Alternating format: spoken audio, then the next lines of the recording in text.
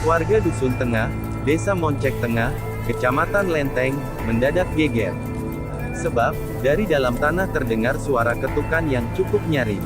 Peristiwa tersebut sontak membuat warga setempat panik dan akhirnya mengungsi.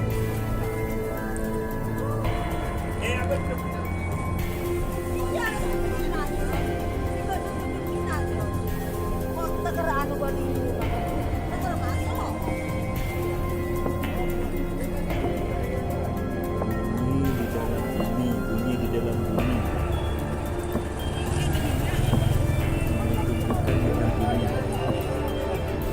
Seperti orang menggali sumur. Ada getaran di dalam bumi.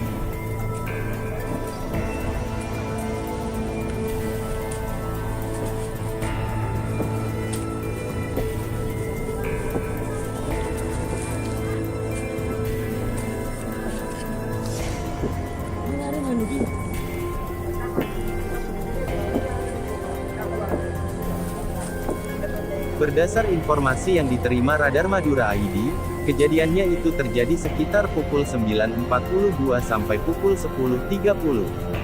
Bunyi ketukannya cukup nyaring, sehingga membuat tanah sekitar bergetar. Kondisi tersebut mengundang perhatian warga setempat dan sekitar.